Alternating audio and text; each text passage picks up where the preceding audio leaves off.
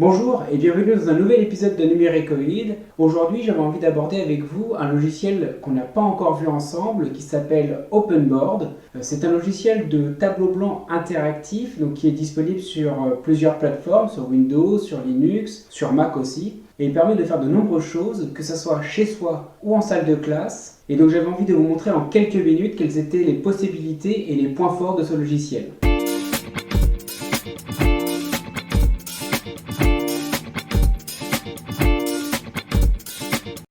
Voici l'interface graphique d'OpenBoard. Donc avant de rentrer dans l'utilisation même du logiciel, personnellement je l'utilise avec une tablette graphique Wacom Intuos qui me permet de faire des écrits directement sur le logiciel.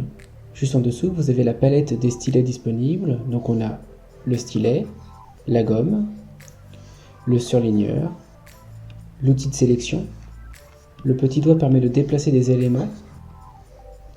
La main qui est là permet de se déplacer sur la feuille. Un outil de zoom, un outil de dézoom, un pointeur laser, un outil pour faire des traits droits, un outil d'écriture de texte, un outil de capture d'écran qui nous permet soit d'ajouter à la page courante, soit de l'enregistrer. Et enfin, on peut afficher un clavier virtuel. Pour ce qui est de la barre du haut, on peut afficher ou non la palette, on a la couleur ensuite du stylet, son épaisseur, l'épaisseur de la gomme. On peut changer aussi le fond d'écran, donc réduire le quadrillage, mettre que des lignes, changer la couleur de fond. On peut annuler ou rétablir. Personnellement, j'utilise plutôt les raccourcis CTRL-Y et CTRL-Z.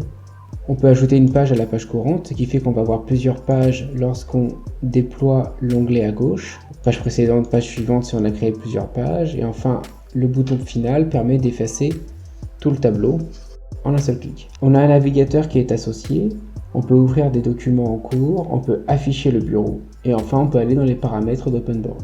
Il existe également de nombreux outils disponibles, j'irai particulièrement aujourd'hui sur les applications, notamment sur l'outil de compas que je trouve très pratique, l'outil de règles,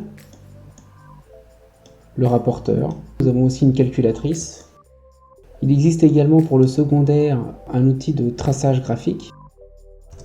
Il existe aussi une carte du monde sur laquelle on peut zoomer particulièrement, donc soit sur l'Asie, soit sur l'Europe, et puis on peut avoir la capitale et les drapeaux, ce qui peut être intéressant pour recontextualiser géographiquement une situation.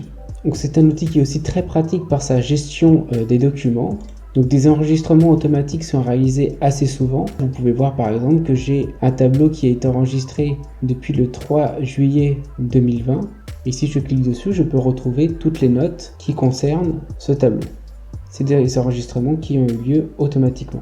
Encore une fois, si je veux retrouver un tableau blanc, j'ai plus qu'à effacer tout ce que j'ai écrit. Et effectivement, comme vous le remarquez, du coup, le calque de fond, c'est quelque chose que j'ai au préalable créé et exporté au PDF. Donc effectivement, il est possible d'importer directement des documents en format PDF et de les éditer directement sur OpenBoard.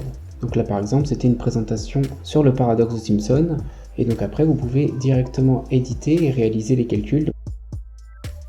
Et une fois qu'on a édité le document, on peut retourner dans Document et l'exporter, soit au format OpenBoard, soit au format PDF et le partager éventuellement avec d'autres personnes. Alors c'est un logiciel qui propose également de nombreuses formes déjà préconçues, mais il propose aussi des petits algorithmes comme des lancements de dés. Et ce logiciel présente encore d'autres possibilités que je vous présenterai dans d'autres vidéos.